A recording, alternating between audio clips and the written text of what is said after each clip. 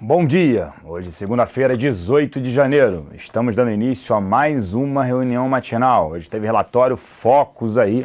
Gustavo Cruz comentará mais sobre o relatório Focus do Banco Central. Além disso, tem Nelson Barbosa em Davos, sobre a reunião lá.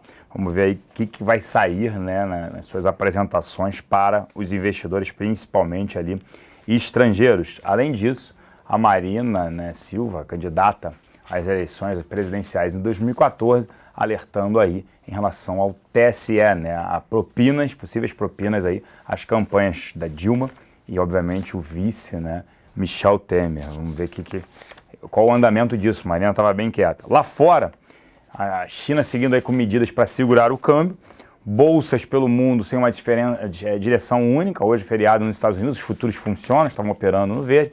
E o petróleo abriu em baixa por conta da retirada das sanções em relação ao Irã, mas voltaram ali operando no 0 a 0 após a forte queda na sexta-feira, né? Caiu mais de 6% o Brent, o WTI caiu quase 6% na sexta-feira.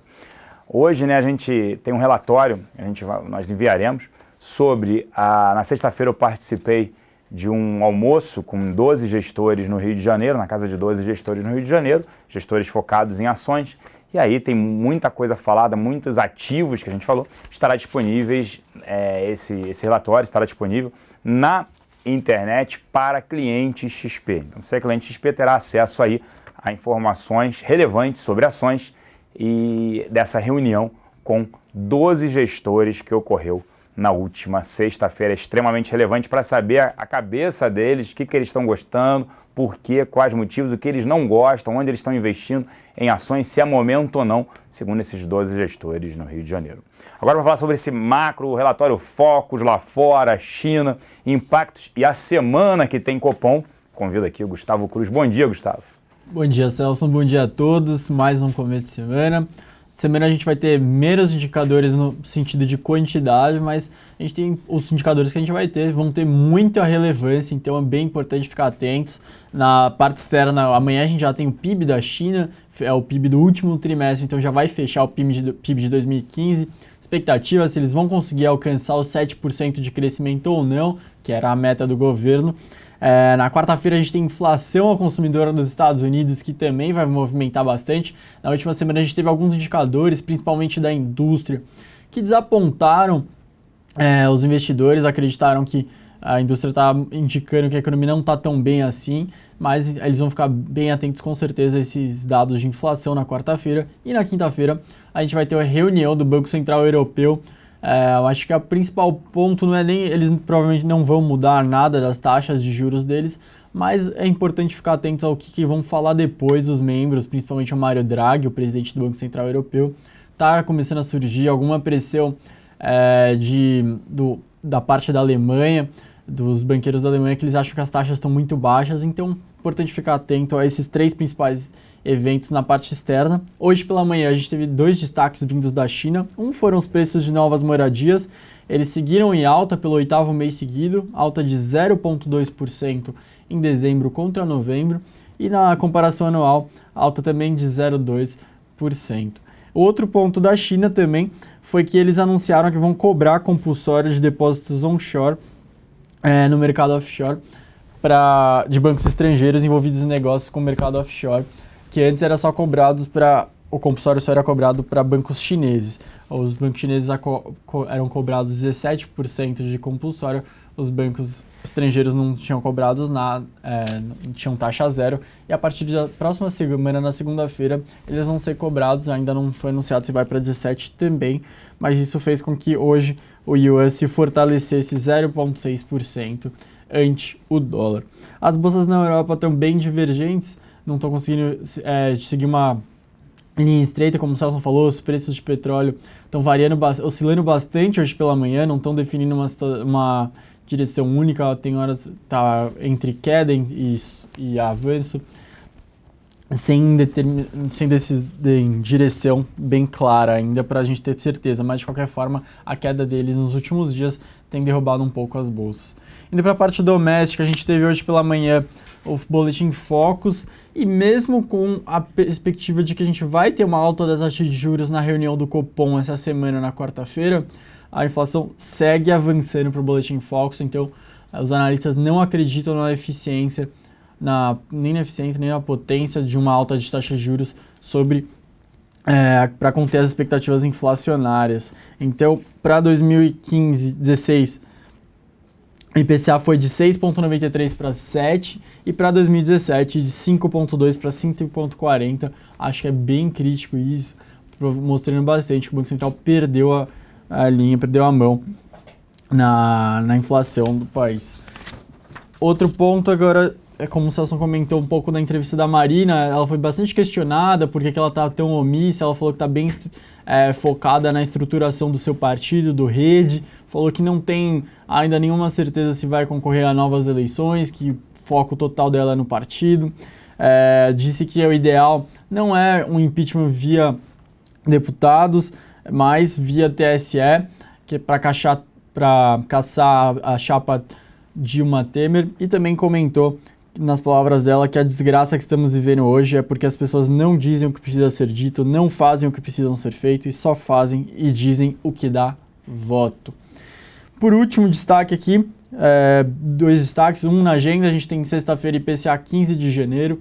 Como a gente acabou de falar no Boletim Focus, a perspectiva é de que a inflação continue desancorada, continue bem forte. Então, ficar bem atentos ao dado de sexta-feira. E outro, hoje numa matéria do Estadão, mostrou que os estados, 11 de 27 estados, já usaram 17 bilhões de depósitos judiciais para pagar a parcela de dívida com a União, precatórios e até aposentadorias de servidores. Então, os estados sofreram bastante com a queda na arrecadação em 2015, utilizando esses depósitos judiciais para fechar as contas de 2015. Cerca de 13% dos recursos foram utilizados. Agora sim, vou devolver para o Celso. A gente se vê novamente amanhã aqui na reunião matinal. Com você, Celso. Obrigado, Gustavo. É verdade, as palavras dele, né? Só sai, né? O governo só gosta de falar o que dá Ibope, o que dá voto, né? Lembrando que esse ano tem as eleições municipais. Destaque aqui na casa na sexta-feira, destaque na XP, os locais terminaram o dia net vendidos em 28 milhões de reais. Destaques na compra para Itaúsa, Ultrapar e Santander. Destaques na venda para Itaú e Vale 3. Nas duas pontas, Santos Brasil, Ambev, Bradesco, Petro 4 e Cielo. Já os estrangeiros terminaram o dia net vendidos em 2 milhões de reais. Destaques na compra para Petro 3, Embraer, Banco do Brasil, Pecar e Bradesco AN. Destaques na venda, Brasil Foods, JBS, Itaú, Ambev e Braskem. Nas duas pontas, Bradesco 4, Vale 5, Petro 4, Vale 3 e Vivo.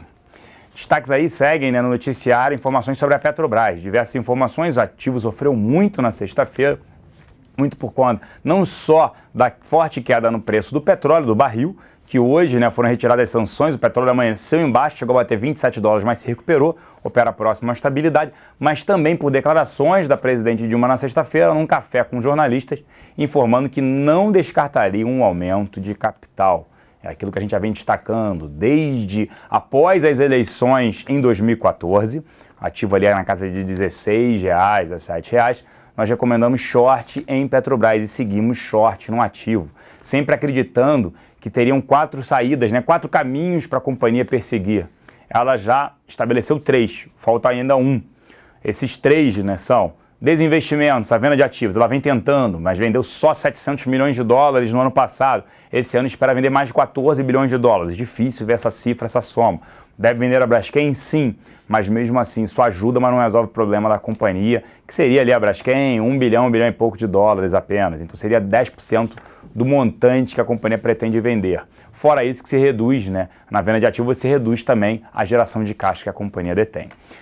Aumento de preços de combustíveis, ela já realizou no final de 2014 e também em 2015. Então ela está com prêmio, principalmente em diesel, na casa de 40%, gasolina, pouco mais de 20%. Redução do CAPEX, investimentos, ela também já vem fazendo, só que tem limite, isso tem gerado uma produção de petróleo menor. Por último, que ela ainda não fez, a gente sempre destacou isso desde 2014, um aumento de capital necessário para a companhia. Aí a grande pergunta, para onde vai, né, para onde vão né, as ações da companhia com aumento de capital. Podem sim ir abaixo de R$5, na casa de R$4 sim. A gente falava que acreditava que sim, com aumento de capital poderia ser a R$4, ela já está indo para lá sem precisar do aumento. Óbvio que foi a tempestade perfeita, que foi o petróleo para baixo e o dólar para cima. O dólar para cima continua pressionando a sua despesa financeira, deixando a empresa extremamente alavancada, e o petróleo para baixo, óbvio que prejudica a arrecadação na exploração e produção de petróleo. A gente segue pessimista com o case da Petrobras. E aí tem várias informações no nosso relatório matinal sobre ela. Vale segue as notícias da Samarco, né? Segundo ali o jornal O Globo, o Ministério Público de Minas Gerais vê falhas no licenciamento da barragem da Samarco, novamente em cima e mais pressão para a companhia, fora obviamente a desaceleração chinesa e preço do minério das commodities para baixo. Vale destaque também no Banco do Brasil, né, informações ali, segundo a coluna do Lauro Jardim, no Globo, que previu o fundo de pensão dos funcionários do Banco do Brasil, fechou com um déficit em 2014 de 13 bilhões de reais, principalmente por conta das ações da Vale, né, esse déficit. Além disso, Petrobras, Banco do Brasil, Neoenergia e CPFL. Então, Petrobras e Vale foram as grandes aí responsáveis por esse déficit nas contas do fundo de pensão da Previ dos funcionários do Banco do Brasil. O Brasil Foods está tendo pressão ali por aumento de salários, né? Em algumas plantas, em torno aqui de 4.500 funcionários da companhia querem uma elevação maior do que a empresa está propondo. É mais pressão de custo, a gente não recomenda exposição ativa, que vem perdendo margem no mercado doméstico, porque não vem repassando preços, né, de insumos vem subindo, principalmente milho, e ela não vem repassando isso para o consumidor. Fora isso, a população extremamente endividada, a população brasileira, e também com uma renda disponível menor, está trocando a parte de pratos prontos por produtos in natura, o que também diminui a margem da companhia. Cirela divulgou uma prévia operacional no setor de real estate. Até que não foi uma prévia ruim, mas o setor ainda passa por um momento extremamente delicado. Ela lançou 50% menos, mas em compensação as vendas caíram só 40%. Mesmo assim, o número de distratos vem subindo, o que vem mantendo o estoque. A gente não recomenda exposição a nenhuma ação do setor de real estate. E a Sabesp resolveu não realizar mais investimentos na área de esgotos, priorizando a parte de água, demonstrando aí um problema. Obviamente, a gente vai atrasar cada vez mais essa parte, né, de esgotos no Brasil, atendendo toda a população, cada vez se atrasa mais 20, 30 anos isso, né, mas em relação à companhia, ela quer tarifar também mais elevado, mais a alta renda, né? Como é que isso vai ser verificado, né? Quem é que possui um apartamento mais caro, como é que eles vão medir isso? Isso é outro assunto também e gera controvérsia, obviamente. A gente não recomenda exposição também ao setor de saneamento e água. E o BTG, né, uma das empresas que eles detêm, que é a Líder Magazine, né, uma empresa de varejo, um dos seus antigos acionistas, né, foi comprada pelo BTG, a Líder, eles estão ali, a Seller, eles estão entrando na justiça pedindo a recuperação judicial da Líder, né? O BTG já se pronunciou, dizendo que eles estão discutindo várias premissas da compra dessa Seller e acreditam ali que não tem nenhum problema, tudo isso é mais, obviamente, um problema ali para o BTG, que está com um problema de liquidez, já se desfez de vários ativos desde o problema com o seu CEO, né, ex-CEO, André Esteves, quando teve seu nome envolvido em casos de corrupção e propina junto ao governo, né? O cenário ainda agora chama a atenção.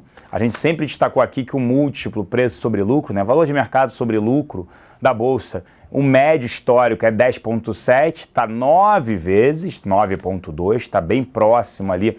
O limite que a gente já viu nos últimos 3 anos foi 8,5, então está próximo. Tem alguns ativos interessantes, mas é óbvio, pensando primeiro no perfil do investidor e mais no longo prazo, porque o cenário ainda é altamente desafiador, o cenário doméstico é um cenário extremamente complicado, com um ano recessivo esse ano, tende a ser um ano mais recessivo, uma queda mais profunda do PIB do que foi ano passado, desemprego aumentando e juros provavelmente subindo. Minha aposta é de que juros essa semana o Copom tem aí uma elevação de 0,25%. O mercado precifica basicamente ali, 90% acredita que a alta é de meio, eu acredito de 0,25, até para criar um problema menor político, né? A cúpula do PT não quer aumento, queria ter redução, e por outro lado o Tombini tem que trazer um pouco de credibilidade ali para o Banco Central. Falando agora sobre o comentário da nossa mesa de BTC, de aluguel, destaque na semana passada, Lojas Americanas, Marisa, Natura, CSN, Petro 3, Itaú, Vale 5, Exetec, Telb 4 ali, que chamou a atenção, voltou ao noticiário, e CCR. Eu vou encerrando o programa por aqui, desejando a todos uma excelente semana, uma excelente segunda-feira, e lembrando que a partir das 11h30 eu e Ricardo Kim falaremos sobre nossas carteiras semanais, a carteira short, que tem Petrobras, Vale, né, Eletrobras e Brasil Foods, por exemplo, e também da nossa carteira Top Pick, que vem apresentando um desempenho bem melhor do que o índice Bovespa, e também no long short um desempenho extremamente positivo, né, no ano, e também foi desde o ano passado que a gente começou com essa carteira short em abril. Então a partir de 11h30 assistam a gente no XP Connection. Um grande abraço e até lá.